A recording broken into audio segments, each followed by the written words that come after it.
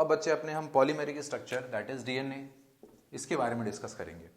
तो हमने इस पॉलीमेरिक स्ट्रक्चर्स के मोनोमर्स के बारे में डिस्कस कर लिया। इन मोनोमर्स को क्या बोला हम लोगों ने? न्यूक्लियोटाइड।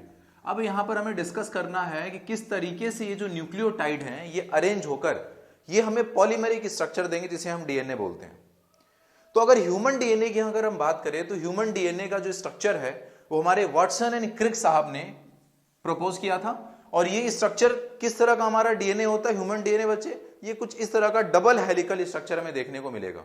ठीक है, तो ये जो डबल हेलिकल स्ट्रक्चर है डीएनए का, इसको सबसे पहले हमारे वाटसन एंड क्रिक साहब ने प्रपोज किया था 1953 में।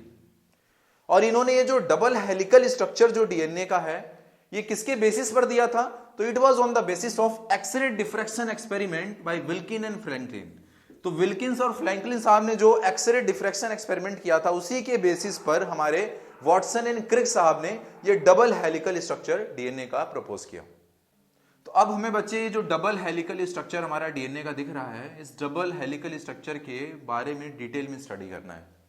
इस डबल हेलिकल स्ट्रक्चर में हमें दो पॉलीन्यूक्लियोटाइड चेन देखने को मिलती है। ये आपकी एक पॉलीन्यूक्लियोटाइड चेन हो गई, देखिए यहां पर, और ये हमारी एक ये दूसरी पॉलीन्यूक्लियोटाइड चेन यहां पर ऐसे रखी हुई है।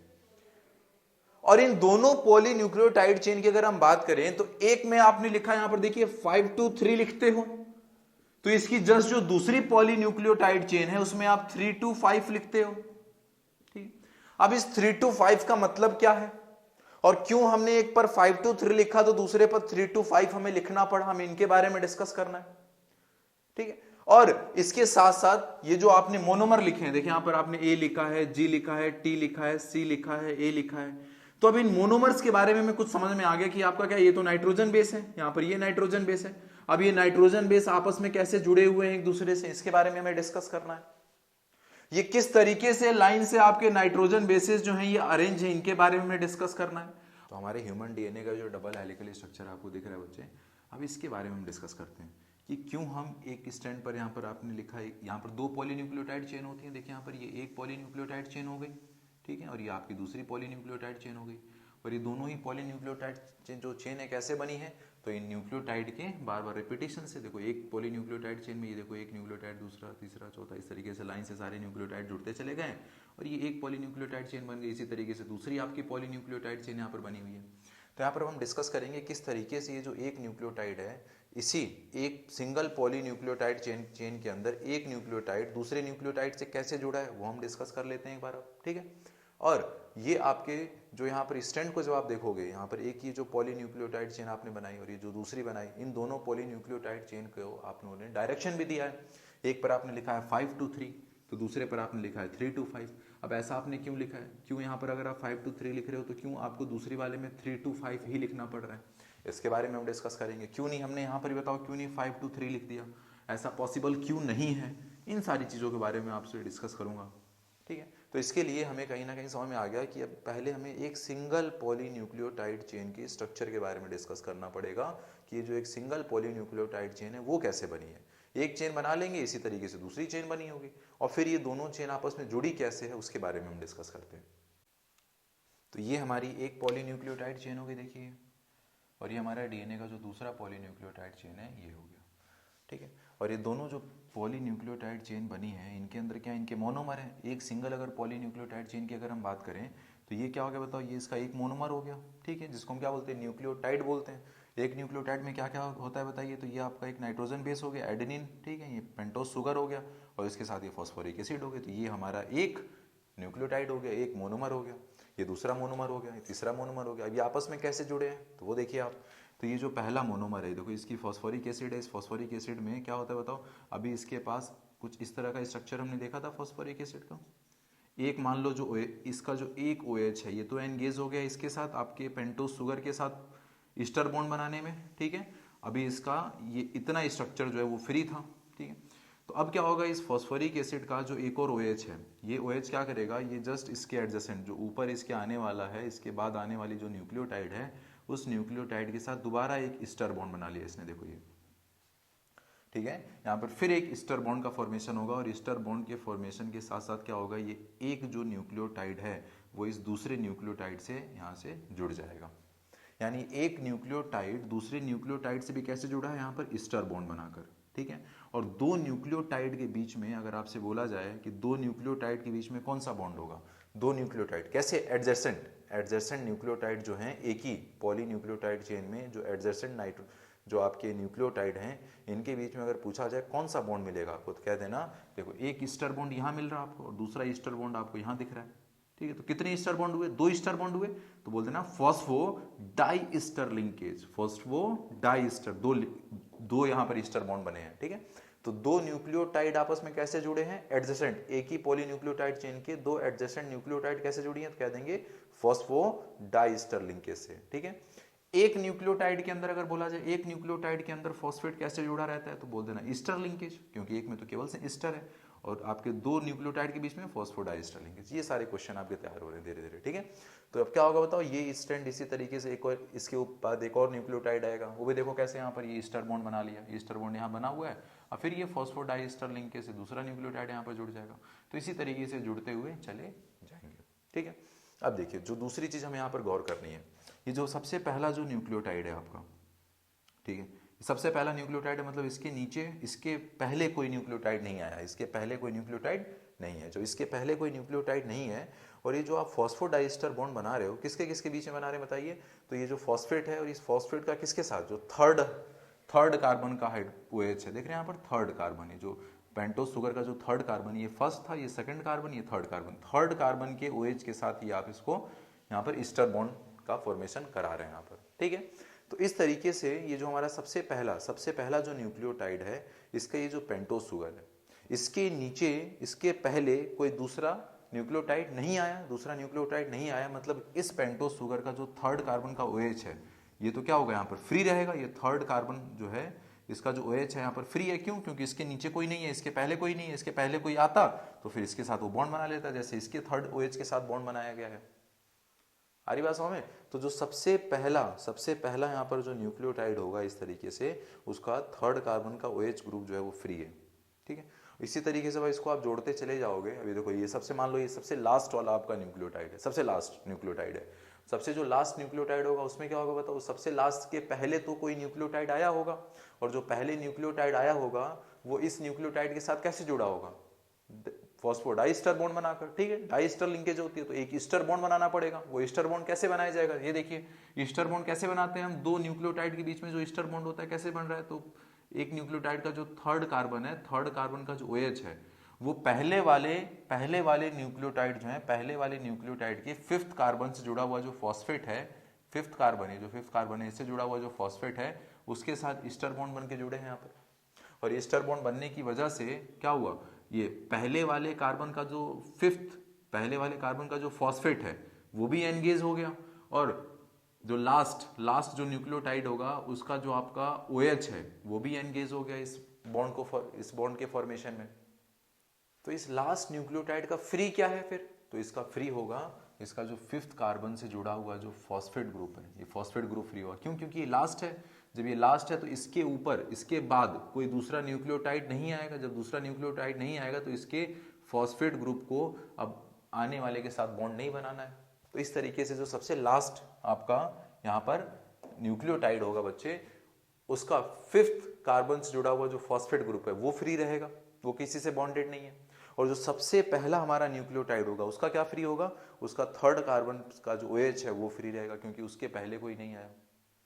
और दो न्यूक्लियोटाइड आपस में कैसे जुड़ेंगे,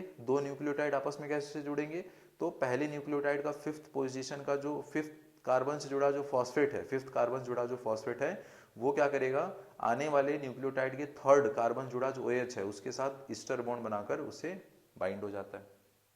तो इसी तरीके से हमारी एक पॉलीन्यूक्लियोटाइड चेन बनती चली जाएगी। इसी तरीके से आपकी दूसरी भी पॉलीन्यूक्लियोटाइड चेन बनती हुई चली जाएगी, जैसे यहाँ बना वैसे यहाँ पर होगा। अब यहाँ पर दिक्कत क्या है, आपने अभी मैंने बताया कि एक पर हम क्या लिखते हैं, एक चेन पर हम लिखते हैं 5 to 3। मान लो एक पर आपने लिख दिया 3 to 5, तो दूसरे पर आप लिखते हो क्या 5 to 3। अब ये 3 to 5 क्यों लिखा, पहले इसके बारे में जान लीजिए आप। 3 to 5 का मतलब क्या हुआ कि इसका ये जो स्टैंड है इसका सबसे लोएस्ट सबसे पहला जो न्यूक्लियोटाइड है उसका क्या है, उसका थर्ड कार्बन का OH ग्रुप फ्री है, ये मतलब हुआ 3 का। देखो ना यहाँ पर इसका थर्ड कार्बन का OH ग्रुप यहाँ पर फ्री है, इसलिए आपने इसका सबसे पहला जो यहाँ पर एंड है उसको लिखा 3 डैश। और इसका जो सबसे लास्ट वाला जो न्यूक्लियोटाइड आ रहा है उसका क्या फ्री है, उसका 5th कार्बन का फॉस्फेट ग्रुप फ्री है। 5th कार्बन से अटैच जो फॉस्फेट ग्रुप है वो फ्री है, तो इसीलिए आपने इसको लिखा है यहाँ पर 5 डैश। ये फ्री एंड को शो कर रहा है, 3 डैश शो कर रहा है कि सबसे पहला जो न्यूक्लियोटाइड है उसका थर्ड कार्बन का OH ग्रुप फ्री है, और 5th कार्बन और सबसे लास्ट का जो न्यूक्लियोटाइड है उसका 5th कार्बन का फॉस्फेट ग्रुप फ्री है, इसीलिए हम इसको लिखते हैं 3 to 5। ये तो बात ठीक है। अब दूसरे को 5 to 3 क्यों लिखना पड़ रहा है, क्यों नहीं इसको भी आपने 3 to 5 ही लिख दिया, ऐसा क्यों है? तो कहीं ना कहीं हमें पता है बच्चे कि जो दोनों पॉलीन्यूक्लियोटाइड जो स्ट्रैंड है ये आपस में कैसे जुड़ी हुई है, तो नाइट्रोजन बेसिस की हेल्प से। नाइट्रोजन बेसिस में क्या होता है, नाइट्रोजन बेसिस में हाइड्रोजन बॉन्डिंग होती है। ये जो आप लिखते हो ना ऐसे डबल बॉन्ड लिखते हो, ठीक है, अगर यहाँ पर ग्वानिन है, यहाँ पर साइटोसिन है, तो आप यहाँ पर बीच में ट्रिपल ऐसे दिखा देते हो। ये कौन सा बॉन्ड है, यहाँ पर ये हाइड्रोजन बॉन्ड है। और ये हाइड्रोजन बॉन्ड किसके बीच में बनता है, तो ये जो दोनों आपके पॉलीन्यूक्लियोटाइड चेन है, इन पॉलीन्यूक्लियोटाइड चेन के जो आपके नाइट्रोजन बेसिस हैं, ठीक है, आमने सामने जो नाइट्रोजन बेसिस हैं वो आपस में क्या बनाते हैं, हाइड्रोजन बॉन्ड बनाकर वो जुड़े हुए हैं एक दूसरे से। यानी दोनों ये जो पॉलीन्यूक्लियोटाइड चेन है इसी हाइड्रोजन बॉन्ड की वजह से आपस में जुड़ी हुई है। अब बात आती है हाइड्रोजन बॉन्ड कैसे बनेगा। हाइड्रोजन बॉन्ड तो छोड़ दो आप, कोई भी बॉन्ड बनाने के लिए जिनके बीच में बॉन्ड बनेगा वो एक दूसरे को फेस करने चाहिए एटलीस्ट। जब एक दूसरे को फेस करेंगे तभी तो आपस में बॉन्ड बनाएंगे वो, हाँ, चाहे कोई भी बॉन्ड हो। तो ये हाइड्रोजन बॉन्ड अगर आपको बनाना है तो इस हाइड्रोजन बॉन्ड को बनाने के लिए भी जिनके बीच में हाइड्रोजन बॉन्ड बनना है, मतलब कि नाइट्रोजन जो बेसिस हैं आपके, ये नाइट्रोजन बेसिस एक दूसरे को फेस करने चाहिए, आमने सामने होने चाहिए एक दूसरे के। ठीक बात है। अब देखते हैं, अगर मैंने देखो पहला न्यूक्लियोटाइड, चलो मैं इसको रब कर देता हूँ इधर, देखिए ताकि हम समझे इस चीज को। देखो अगर मैंने देखो यहाँ पर इसी तरीके से यहाँ पर भी बना दिया,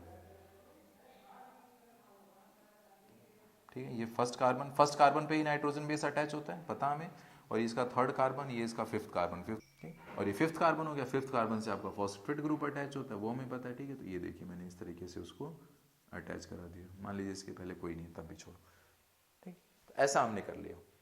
तो मान लिया ये देखो आपने इसी तरीके से यहाँ पर इसको भी लिख दिया, तो अभी इसको अगर आपने ऐसे लिख दिया तो फिर बताओ इसका ये, अगर ये फर्स्ट न्यूक्लियोटाइड है तो इसका सबसे क्या फ्री रहेगा यहाँ पर, इसका ये 3rd एंड फ्री रहेगा। क्यों, क्योंकि अगर ये सबसे पहला न्यूक्लियोटाइड है तो इसके पहले न्यूक्लियोटाइड कोई नहीं आएगा, और इसके पहले जब कोई न्यूक्लियोटाइड नहीं आएगा तो इसके 3rd OH से कोई बॉन्ड नहीं बना रहा होगा, यानी इसका 3rd OH फ्री है। सही बात है, चलो ठीक है, इसका 3rd OH फ्री कर दिया आपने ऐसा करके।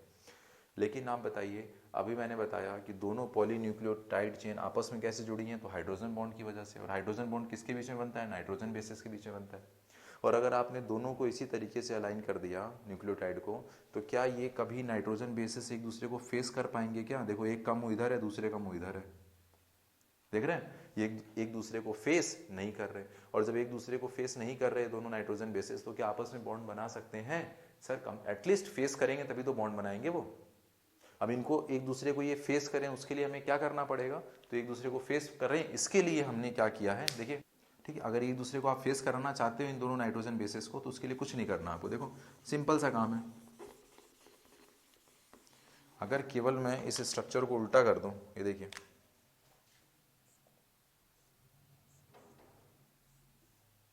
ठीक है, अब ये देखो ये फर्स्ट कार्बन हो गया, ये फर्स्ट कार्बन पे क्या आ जाएगा, नाइट्रोजन बेस मान लो यहाँ पर थायमिन वाला है, ठीक, और ये आपका 3rd कार्बन हो गया। 3rd कार्बन पे क्या होगा, ये OH होगा यहाँ का, और ये फिफ्थ कार्बन आ जाएगा CH2 फॉस्फेट बॉन्ड, और ये आपका कुछ इस तरीके से मैंने बना दिया, ठीक है। और ये जो है आपका यहाँ पर जो दूसरा आएगा उसके बाद बारे में बात करते हैं, भी आगे देखते हैं क्या होता है,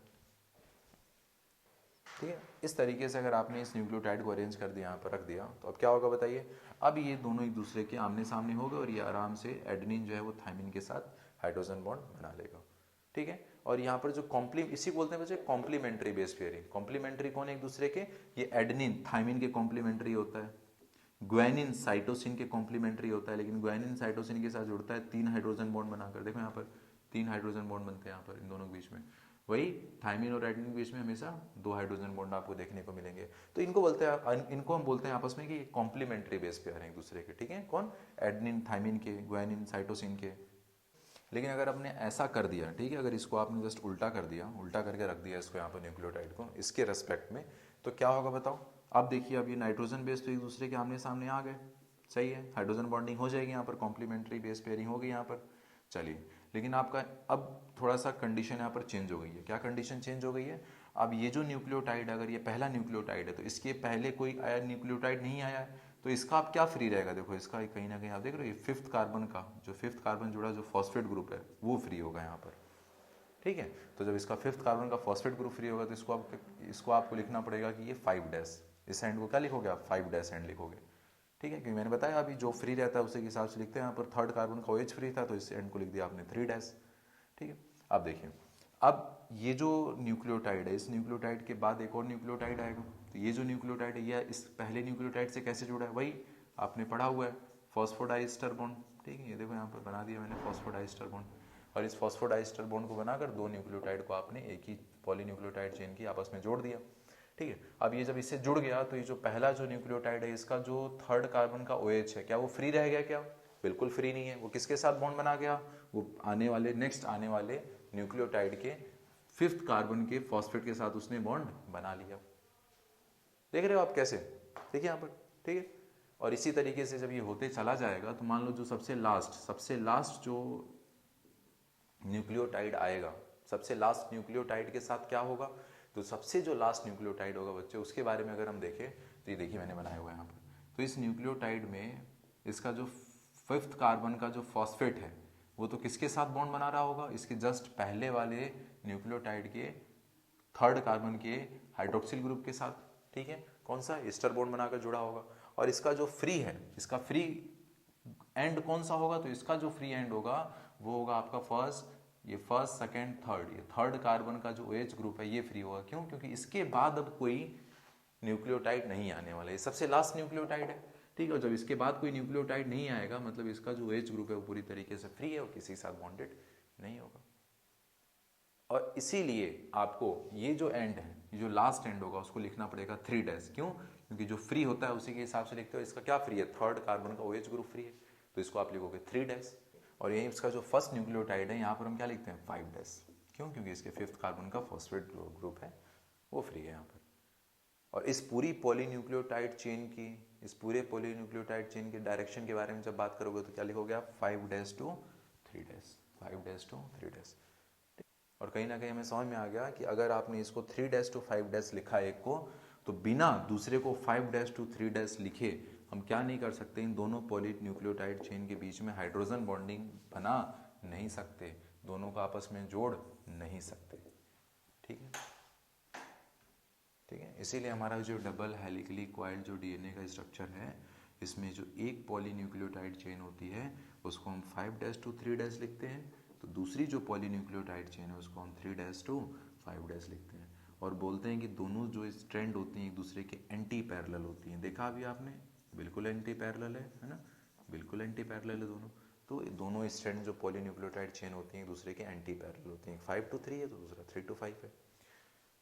और किस तरीके से बॉन्डेड है, देखो ए जो है वो किससे कॉम्प्लीमेंट्री है, एडेनिन थाइमिन की आपस में डबल बॉन्ड बनाकर, गुआनिन साइटोसिन से ट्रिपल बॉन्ड बनाकर हाइड्रोजन बॉन्डिंग है सभी, इस तरीके से ये जुड़े हुए हैं।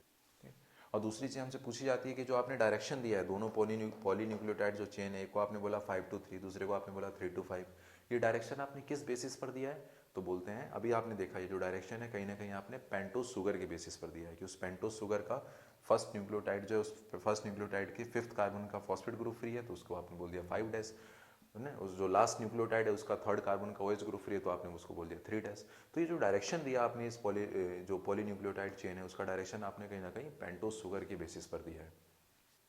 तो हमने बच्चे ह्यूमन का जो DNA है इसके डबल हेलिकल स्ट्रैंड के बारे में बात कर लिया आपने, दोनों जो पॉलीन्यूक्लियोटाइड चेन है वो कैसे बनी, पहले तो कैसे पॉलीन्यूक्लियोटाइड चेन बनी और कैसे एक दूसरे से अटैच हैं, ठीक है।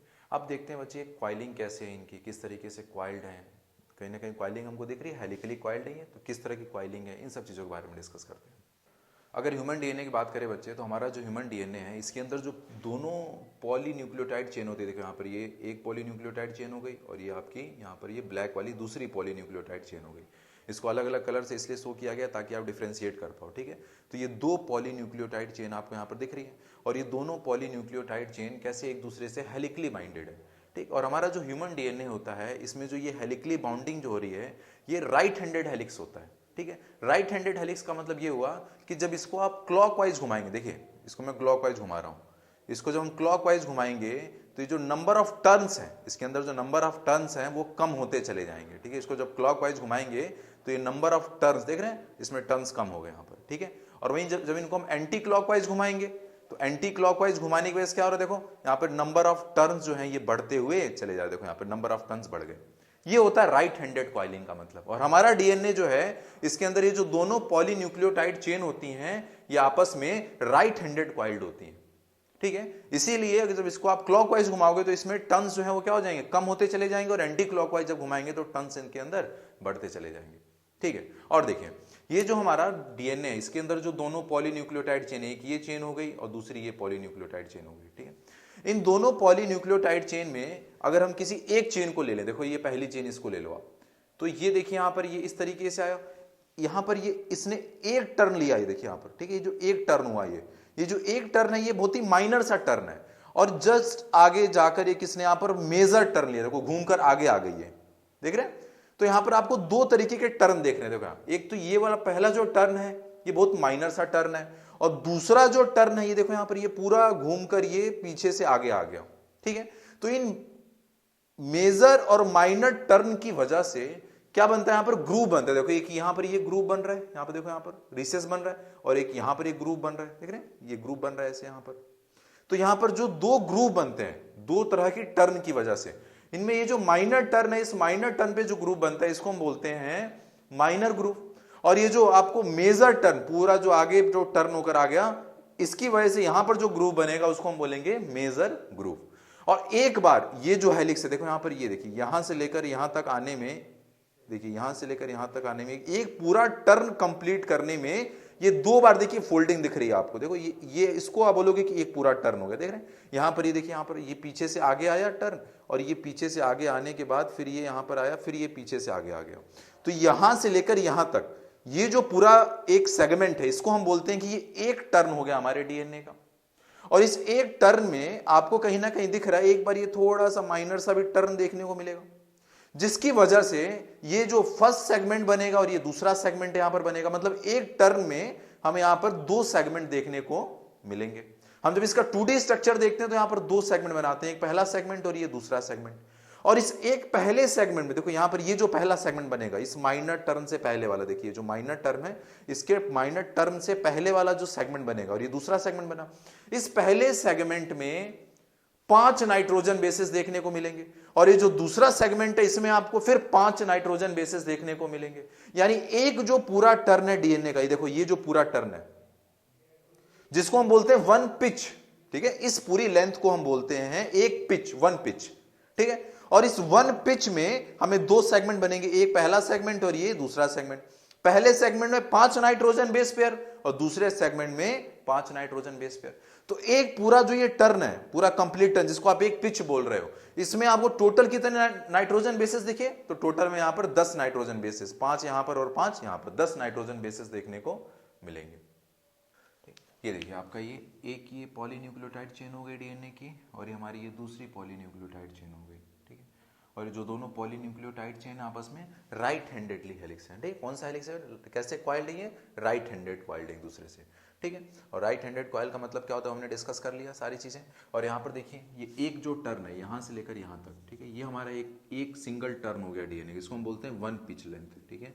एक टर्न को बोलते हैं कि एक पिच हो गई, उसकी जो डिस्टेंस होती है वन पिच की जो डिस्टेंस है ये होती है 3.4 नैनोमीटर, ठीक है। और इसमें मैंने बताया आपको दो ग्रुप बनेंगे, कि ये माइनर ग्रुप और एक ये मेजर ग्रुप, ठीक है। ये माइनर और मेजर कैसे बनेगा वो हमने डिस्कस कर लिया अभी। और ये जो मेजर ग्रुप होता है बच्चे, इसी मेजर ग्रुप में आपकी हिस्टोन प्रोटीन, क्या चीज, हिस्टोन प्रोटीन, अभी हम देखेंगे हमारे जो डीएनए की लेंथ होगी अभी हम कैलकुलेट करेंगे। और इस डीएनए की लेंथ एक सेल के अंदर, एक सिंगल सेल के जो न्यूक्लियस में जो डीएनए रखा रहता है उसकी जो लेंथ होती है वो होती है बच्चे 2.2 मीटर। अभी हम डिस्कस करेंगे, कैलकुलेट करेंगे इस पूरी लेंथ को। और ये 2.2 मीटर लंबा डीएनए कहाँ रखा हुआ है, हमारी एक सिंगल ये जो सेल है इसका जो न्यूक्लियस है इस न्यूक्लियस में रखा हुआ है। तो इतना लंबा डीएनए हम कैसे रख सकते हैं, तो उसको हम फोल्ड करके रखते हैं। और जब डीएनए को फोल्ड करने की बारी आती है तो कुछ यहां पर हम प्रोटीन्स का हेल्प लेते हैं, और उस प्रोटीन को हम बोलते हैं हिस्टोन प्रोटीन, ठीक है। हिस्टोन प्रोटीन ये पॉजिटिवली चार्ज प्रोटीन होती है, इसके नेचर के बारे में हम डिस्कस करेंगे। और ये जो हिस्टोन प्रोटीन है, ये हिस्टोन प्रोटीन इसी के ऊपर, इस हिस्टोन प्रोटीन के ऊपर डीएनए जो है वो लपेटा रहता है। अब ये हिस्टोन प्रोटीन कहां लगी है इस डीएनए से, तो इसी मेजर ग्रुप में आकर ये हिस्टोन प्रोटीन ऐसे बाइंड होती है और इसके ऊपर आकर डीएनए लपेटा हुआ ऐसे लपेटते चला जाता है। तो ये हिस्टोन प्रोटीन कैसे जुड़ती है, यहां पर आकर कहोगे हिस्टोन प्रोटीन आपके मेजर ग्रुप से आकर जुड़ती है, कैसा लिंकेज बनाती है, तो यहाँ पर ये सॉल्ट लिंकेज बनाती है ना, इसको बोलते हैं सॉल्ट लिंकेज की हेल्प से आकर ये जुड़ी हुई है, ठीक है। With the help of magnesium ion, with the help of magnesium ion की हेल्प से सॉल्ट लिंकेज बनाकर ये यहाँ से हिस्टोन प्रोटीन मेजर ग्रुप से आकर अटैच हो जाता है डीएनए पे। वही माइनर ग्रुप की जब बात करोगे यहाँ पर कौन आकर जुड़ेगा, तो बाकी जो आपके प्रोटीन होते हैं, अभी आप जब डीएनए से डीएनए बनाओगे, डीएनए रेप्लिकेशन की बात करोगे तो डीएनए पॉलीमरेज का यूज करोगे, डीएनए से जब आप आरएनए बनाओगे तो आप आरएनए पॉलीमरेज की बात करोगे। तो ये सारे जो आपके प्रोटीन हैं, जो आपके एंजाइम हैं, वो आकर यहीं पर आपके माइनर ग्रुप से आकर अटैच होते हैं, ठीक। और हमने देखा बच्चे कि एक जो सिंगल टर्न है, ठीक है, ये पूरा जो कंप्लीट जो टर्न ले रहा है, एक बार जो कंप्लीट टर्न आपका डीएनए ऐसे ले रहा है, ठीक, इस एक टर्न में कितने आपने देखो तो यहाँ पर 10 नाइट्रोजन बेसेस, देखो यहाँ पर first second third fourth fifth, ठीक, तो 10 नाइट्रोजन बेसेस यहाँ पर आ रहे हैं एक टर्न में, एक पिच में। और ये जो दो नाइट्रोजन बेसेस हैं, इन दो नाइट्रोजन बेसेस के बीच की अगर कोई डिस्टेंस पूछ ले तो क्या बताओगे, तो कहोगे कि 3.4 नैनोमीटर डिस्टेंस में 10, ठीक है, टोटल 10 नाइट्रोजन बेसेस आ रहे हैं। तो हर दो नाइट्रोजन बेस के बीच की डिस्टेंस कितनी हो जाएगी, डिवाइड कर दो 0.34, तो ये डिस्टेंस आ जाएगी आपके 0.34 नैनोमीटर, ठीक। और कहीं ना कहीं अगर हम देखें बच्चे इन दोनों पॉलीन्यूक्लियोटाइड चेन का जो आप देखोगे, तो ये जो आपकी चेन है पॉलीन्यूक्लियोटाइड चेन जो है, ये हर स्टेप पर टर्न ले रही है, देख रहे हो, हर स्टेप पर टर्न ले रही है, हर स्टेप पर टर्न, तभी तो धीरे धीरे धीरे टर्न लेते लेते लेते लेते पूरी तरीके से ये इस तरीके से हेलिकल स्ट्रक्चर बना रही है, ठीक। तो ये यानी हर स्टेप पर ये टर्न आपको देखने को मिलेगा। तो अगर आपसे पूछ लिया जाए, बताओ कि दो नाइट्रोजन बेसेस के बीच में, दो जो एडजेसेंट नाइट्रोजन बेसेस हैं, इनके बीच में एंगुलर सेपरेशन कोई पूछ ले कितना टर्न हो गया, तो कह देना 36 डिग्री, 36 डिग्री होता है ये angular separation between the two adjacent nitrogen bases, ठीक। और इस तरीके से बच्चे ये हमारे दोनों पॉलीन्यूक्लियोटाइड चेन एक दूसरे से हेलिकली बाइंड होकर ये डबल हेलिकल स्ट्रक्चर बनाते हैं डीएनए का, ठीक। और ये जो डबल हेलिकल स्ट्रक्चर आप देखोगे तो कहीं ना कहीं आपको लेडर लाइक स्ट्रक्चर नहीं दिख रहा होता, हेलिकली क्वाइल्ड जो लेडर होती हैं, सीढ़ियां जो ऐसे ऐसे ऐसे ऐसे चढ़ती चली जाती हैं, उसी तरीके की स्ट्रक्चर है ये, ठीक।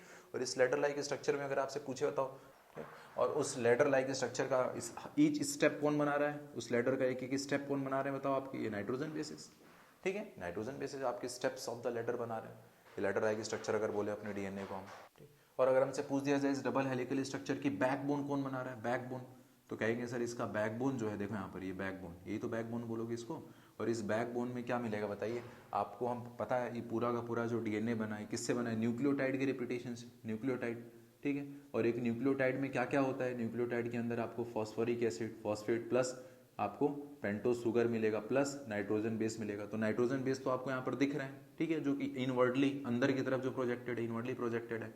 और जो ये बेस, मेन जो बेस है जिसमें आपको जो आपको दिख नहीं रहा है यहाँ पर क्या क्या चीजें हैं, तो क्या बचा है यहाँ पर बताओ, तो हर एक न्यूक्लियोटाइड का एक तो पार्ट जो नाइट्रोजन बेस है वो हमें दिख रहा है, यानी क्या बचा होगा यहाँ पर, उसका पेंटोज शुगर और फॉस्फेट, यानी जो बेस है, बैकबोन है आपका, जो डीएनए का जो बैकबोन है, कौन बना रहा है इस डबल हेलिकल स्ट्रक्चर का बैकबोन कौन बना रहा है, तो कहेंगे हमारा पेंटोज शुगर और फॉस्फेट, ठीक है। और इसमें आपके जो नाइट्रोजन बेसेस हैं वो कैसे हैं, वो इनवर्टली अंदर की तरफ डायरेक्टेड है, अंदर की तरफ ये नाइट्रोजन बेसेस है अंदर की तरफ डायरेक्टेड है।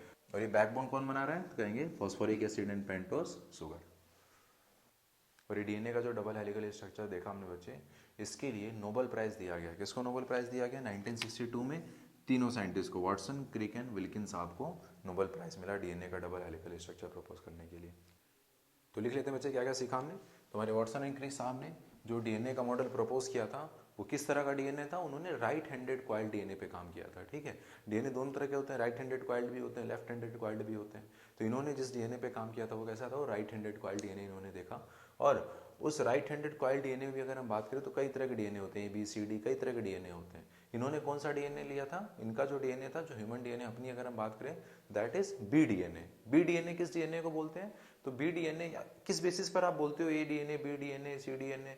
तो सबसे पहले बात की सारे के सारे जो आपके, पहले तो आप दो ग्रुप बनाते हो, राइट हैंडेड और लेफ्ट हैंडेड क्वाइल्ड, ठीक है। और जो राइट हैंडेड क्वाइल्ड डीएनए है उसमें आपके ABCD कई तरह के आते हैं। वही आपका जो लेफ्ट हैंडेड क्वाइल्ड डीएनए उसमें आपका Z डीएनए हो गया, ठीक। तो इन्होंने उस राइट हैंडेड में भी जो बी डीएनए लिया, बी डीएनए का मतलब क्या हुआ, अब इस राइट हैंडेड में फर्दर सब डिवीजन कैसे बनाया आपने, ABCD।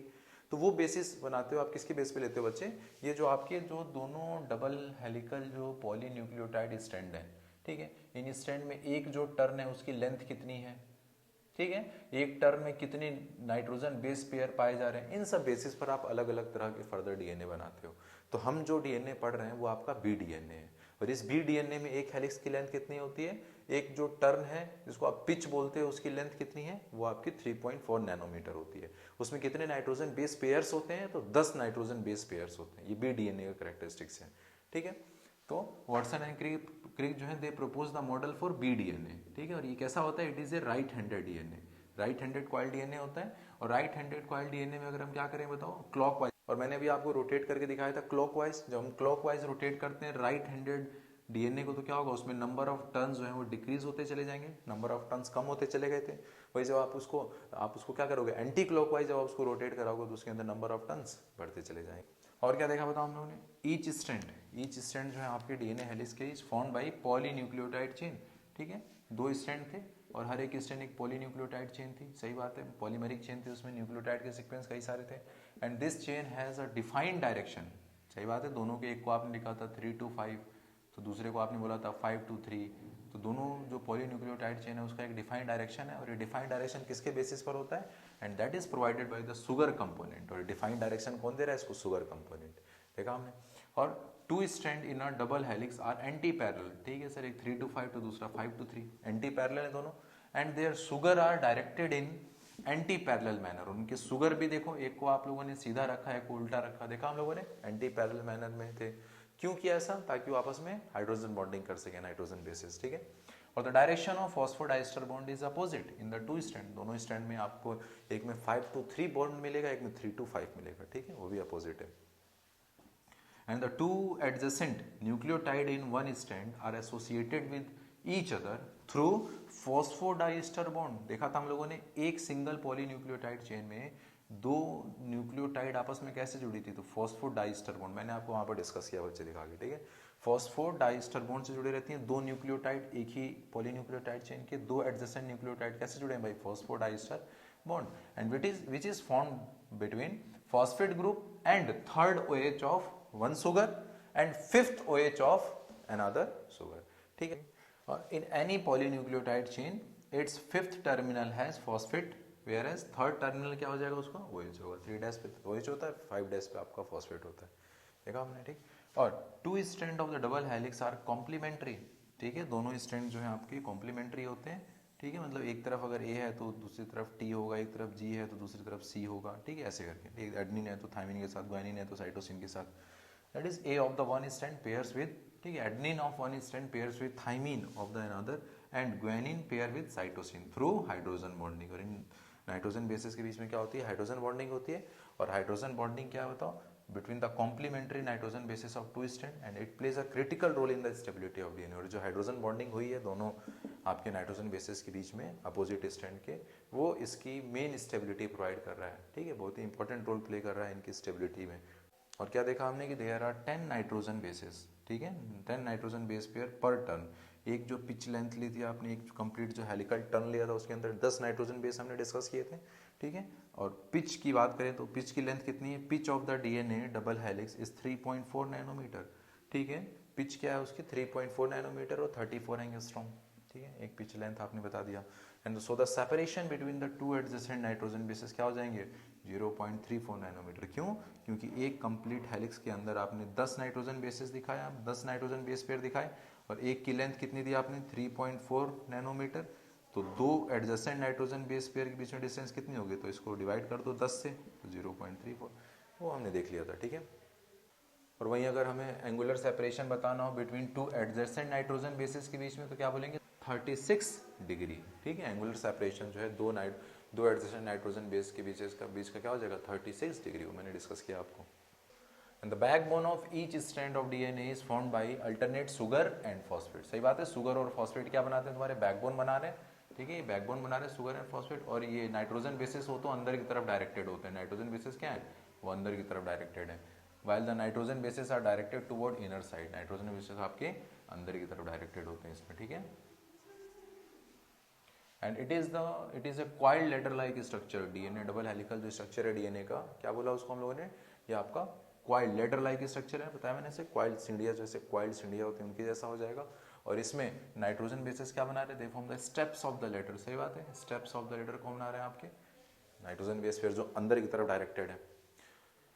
और histone protein bind with the eukaryotic DNA in major group, बताया था मैंने, हिस्टोन प्रोटीन बाइंड क्यों करना पड़ेगा, जब डीएनए को लपेटना होगा, पैकेजिंग करनी होगी, ठीक है, उसको फिट कराना होगा न्यूक्लियस के अंदर, तो उस समय। और मेजर ग्रुप में कौन आकर बाइंड होगा आपकी, histone protein by salt linkage with the help of magnesium ion. और वहीं जो माइनर ग्रुप है उसमें कौन आकर बाइंड होते हैं आपके, रेगुलेटरी प्रोटीन। रेगुलेटरी प्रोटीन मतलब क्या, जब डीएनए का एप्लीकेशन कराना होगा तो डीएनए पॉलीमरेज, डीएनए से आरएनए बनाना होगा तो आरएनए पॉलीमरेज, ये सब रेगुलेटरी प्रोटीन है जो कि आपके बाइंड हो जाएंगे with the minor group of the DNA. और डिस्टेंस की बात करें between two sugar of the opposite strand, ये देखिए यहाँ पर डबल हेलिकल स्ट्रैंड हो गया, इधर का शुगर और इधर का शुगर, दोनों जो शुगर है इनके बीच की अगर डिस्टेंस पूछेगा तो कह देना 11.1 एंगस्ट्रॉम, है ना।